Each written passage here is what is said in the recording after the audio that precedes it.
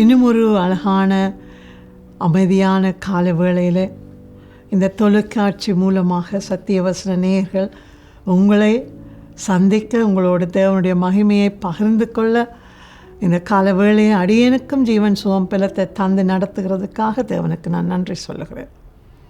இந்த உலகத்திலே பாருங்கள், எல்லாம் எதுக்கு எடுத்தாலும் தகுதி தராதரம் பார்ப்பார்கள் இல்லையா?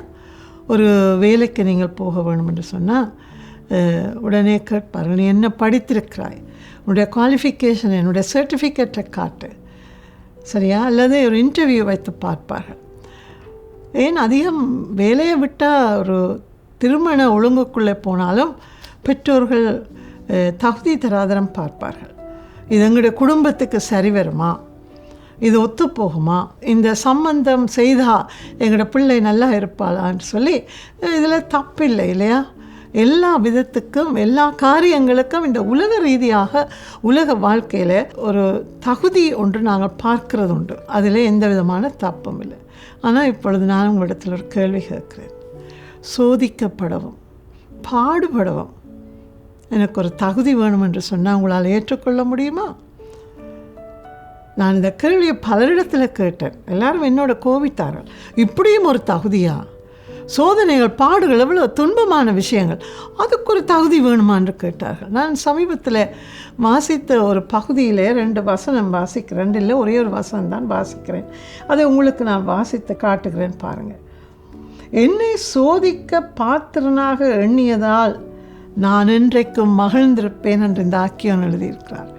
என்னை சோதிக்க பாத்திரனாக நீர் எண்ணியதினால் நான் உமக்குள் மகிழ்ந்திருப்பேன் என்று சொல்லி, இது நான் சொல்லல, நான் வாசித்த அந்த புத்தகத்தில் இருக்கிற எழுதின ஆக்கியோனுடைய வார்த்தைகள் இவைகள். இந்த வார்த்தை தான் என்னை சிந்திக்க வைத்தது. இந்த வார்த்தை என்னை அதிகமாக யோசிக்க வைத்தது. இதுக்கும் ஒரு தகுதி வேண்டுமா? சோதிக்கப்படுவதற்கு ஒரு தகுதி வேண்டுமா? பரிசுத்த வேதாகமத்தில் நல்ல ஒரு வார்த்தை ஒன்றுண்டு. மனுஷருக்கு நேரிடுகிற சோதனையே அல்லாமல் உங்களுக்கு வேறு சோதனைகள் ஏற்படாது. தேவன் உண்மை உள்ளவராக இருக்கிறார். அவர் சோதனையிலே தப்பித்து கொள்வதற்கு வழியையும் தருவார் என்ற அர்த்தத்தில் அருமையான வசனம் இருக்கு. ஆனால் சோதனைகள், பாடுகள் வரும் பொழுது மனுஷருக்கு நேரிடுகிற சோதனை இல்லாமல் எனக்கு புதிதாக ஒன்றும் வரவில்லை என்று சொல்லி நாங்கள் யாரும் யோசிக்கிறதில்லை. எனக்கு ஒரு கஷ்டம், பாடு வந்தால் நான் அதையே பிடித்து கொண்டு என்ன மாதிரி யாருக்கும் கரைச்சல் இல்லை, நான் தான் இந்த உலகத்தில் பாடுபடுறது போல கலங்கி கொண்டு நாங்கள் இருப்போம். அது தவறு.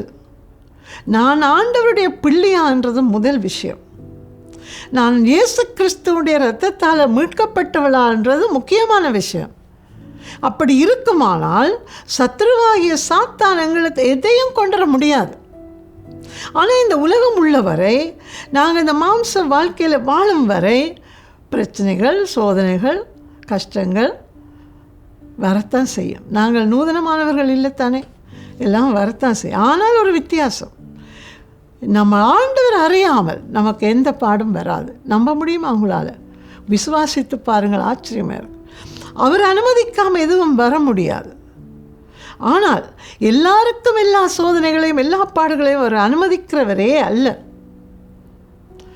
நம்மால் தாங்கக்கூடாத அளவுக்கு அவர் எங்களை சோதனைக்குள்ளே பிரவேசிக்க விடவே மாட்டார்.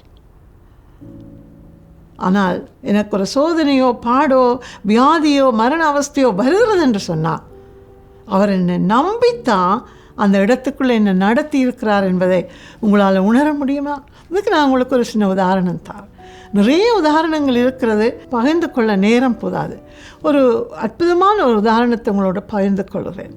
பவுல் அடியாரை உங்களுக்கு நன்றாக தெரியும். அவருக்கு உண்மையான பேர், கிரேக்க பேர் சவுல். இவர் வாலிபன், இளவயதினன், துடிப்பானவர், நல்லா படித்தவர். கமாலியல் என்ற ஆசிரியருடைய, கல்விமானுடைய பாதத்திலேருந்து படித்தேன்னு சொன்னால் அந்த காலத்தில் அதற்கே ஒரு தனி மதிப்பு மரியாதை இருக்கிறது. சனகரிப்பு சங்கம் என்று சொல்லி இந்த நாட்களில் இருக்கிற பாராளுமன்றம் மாதிரி அன்றைக்கு யூதர் மத்தியிலே ஒரு சங்கம் இருந்தது. அதில் எல்லாம் பரிசெயர், சதுசெயர், கல்விமான்கள் தான் இருப்பார்கள். ஆனால் இந்த சவுல் இளவயதினாக அந்த சனகரிப்பு சங்கத்திலே அங்கம் வகித்ததாக நாங்கள் பார்க்கிறோம். துடிப்பான ஒரு வாலிபன், எல்லாத்துக்கும் மேலாக தன்னுடைய மதமாகிய யூத மதத்திலே வைராக்கியம் கொண்டவர். யூத மதத்துக்கு எதிராக ஒன்றும் வர விட மாட்டார். ஆக இந்த யூத மதத்துக்கு எதிராக ஒரு கிறிஸ்தவ மதம் ஒன்று தொடங்குகிறதுங்கிறதை கேள்விப்பட்டவுடனே அவருக்கு கோபம் வந்தது நியாயமானது. அதனால் இவர்கள் ஆலோசனை சங்கத்தை கூட்டி இந்த பவுலிடம் ஒப்புக் கொடுக்குறார். அதுக்கு முதல் ஒரு மனுஷனை கல்லறிந்து கொன்றார்கள், ஸ்தேவானன்றவர். அதுக்கு இந்த சவுல் பார்த்து கொண்டு நின்றார். இப்பொழுது இந்த சவுலுக்கு அதிகாரத்தை கொடுத்து அனுமதி கொடுத்து தமஸ்கு என்ற ஒரு பட்டணத்துக்கு இந்த சங்கம் அவனை அனுப்புகிறது. எதுக்கு தெரியுமா? கிறிஸ்தவர்களை கட்டி துன்புறுத்தி எருசலேமுக்கு கொண்டு வந்து தண்டனை கொடுப்பதற்கா. இவர் இப்போ போகிறார், வழியிலே ஒரு பெரிய ஒளி ஒன்று காண்கிறார், முகங்குப்புற விழுகிறார். சவுலே சவுலே நீ ஏன் என்ன துன்பப்படுத்துகிறார் என்று சத்தம் கேட்கிறது.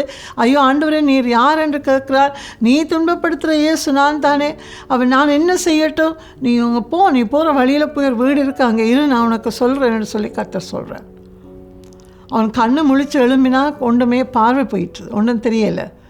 அவன் போய் கர்த்தர் சொன்னபடி அந்த வீட்டில் உட்கார்ந்துருக்கான். இப்பொழுது பாருங்கள், கர்த்தர் அனனியான்ற ஒரு மனுஷனை சந்தித்து அவருக்கு சொல்கிறார், அனனியா எழும்பு, அந்த தெருவுக்கு போய் இந்த வீட்டிலே ஒரு மனுஷன் இருக்கிறான், அவனுக்கு கண் தெரியாமல் இருக்கிறான், அவனுக்காக போய் ஜெபம் பண்ணன்னு சொல்கிறார். கடவுளுக்கே பாடம் எடுத்தான் இந்த அனனியா, தெரியுமா? அனனியா சொல்லுகிறார், ஐயோ கடவுளை உங்களுக்கு தெரியாதா, இவன் உங்களோட பிள்ளைகளை கொல்றதுக்கு தான் வந்திருக்கான், இவனுக்கு போய் கண் பார்வை தெரியுமா, பேசாமல் இருக்கட்டும் என்று சொல்லுகிறார். கர்த்தர் அவனோட கோபிக்கலை. ஆண்டவர் என்ன பதில் சொன்னாருங்கிறதை வேதத்தில் இருந்து பாதிக்கிறேன். கர்த்தர் சொன்னார், நீ போ, அனனியாவோட சொல்லுகிறார், அவன் புறஜாதியாருக்கும் ராஜாக்களுக்கும் இஸ்ரவேல் புத்திரருக்கும் என்னுடைய நாமத்தை அறிவிக்கிறதுக்காக நான் தெரிந்து கொண்ட பாத்திரமாக இருக்கிறான். பெர்ஃபெக்டாக சரி, நல்ல ரோலியம். ஆனால் அதோட முடியலைங்க. அடுத்த வசனத்தை கேளுங்க. அவன் என்னுடைய நாமத்தின் நிமித்தம் எவ்வளவாய் பாடுபட வேண்டும் என்பதை நான் அவனுக்கு காண்பிப்பேன். சவுலுக்கு சொல்லலை, சவுல் பிறகு பவுல் என்ற பெயரில் போகிறார், அவருக்கு சொல்லப்படலை, அனனியாவுக்கு சொன்ன வார்த்தைகள். இவனை நான் எதற்கு தெரிந்து கொண்டுவேன்? என்னுடைய நாமத்தின் நிமித்தம் பாடுபடுவதற்காக இவன் தகுதி வாய்ந்தவன் என்று இவனை தெரிந்து கொண்டேன். பவுலுடைய வாழ்க்கையை நீங்கள் பார்த்தீங்கன்னா முழுவதும் பாடுகள். அவர் தன்னுடைய தகுதி, தராதரம், எபிரேயன், யூதர் எல்லாமே விட்டார். கிறிஸ்துவுக்காக தன்னை முற்றிலும் ஒப்பு கொடுத்தார். போன வழியெல்லாம் பாடுகளும் துயரங்களும் அடிகளும் கப்பல் சேதங்களும் பட்டினியும் சிறைவைப்புகளும் ஏராளமாக அனுபவித்தார். ஆனால் பின்வாங்கி போகவில்லை. இறுதியில் ரோமாபுரியிலே 2 தரம் சிறை அடிக்கப்பட்டார். ஒரு முறை இருட்டறையிலே கடைசியாக வைக்கப்பட்டார். அப்பொழுதும் நிருபங்களை எழுதி அனுப்பினாரே தவிர தன்னுடைய சிறைவாசத்திலிருந்து தனக்கு விடுதலை வேண்டி அவர் ஒரு இடத்திலும் தனக்கு ஜெபிக்கும்படி கேட்கவும் இல்லை. இறுதியிலே தலை வெட்டி அவர் மரிக்கும் வரையிலும் இயேசுவுக்காக நின்ற ஒரு மனுஷன். இப்போ சொல்லுங்க, இந்த பவுல் தம்முடைய நாமத்தின் நிமித்தம் இறுதி வினாடி மட்டும், இறுதி மூச்சு வரையும் பாடுகள் பட்டு இயேசு கிறிஸ்துவனுடைய அச்சடியாளங்களை கொண்டவனாக தம்முடைய சத்தியத்துக்காக, வார்த்தைக்காக நிற்பான் என்ற தகுதியை கர்த்தர் அவனிடத்தில் கண்டிருந்தாரா இல்லையா? கண்டிருந்தார். பவுலும் அதுக்கு உண்மையாக இருந்தார். இப்போ சொல்லுங்கள், முடியுமா உங்களுக்கு? என்ன சோதனை பாடுகள் வந்தாலும், அந்த பவுலுக்கு வந்தது எனக்கும் உங்களுக்கும் வரப்போகிறதில்லை. ஆனால் நமக்கு வருகிற கஷ்டங்கள், பாடுகள், சோதனைகளிலே ஆண்டவர் என்ன தகுதி உள்ளவர் என்று தான் கண்டார். ஆகினாலே கர்த்தாவே, இந்த வியாதியின் மத்தியிலும் இந்த பிரச்சனையின் மத்தியிலும் நானும் மகிமைப்படுத்த எனக்கு உதவி செய்யும் என்று உங்களுடைய ஜெபத்தை மாற்றுவீங்களா? நிச்சயம் மாற்றி பாருங்கள், நிச்சயம் பெரிய காரியத்தை காண்பீர்கள்.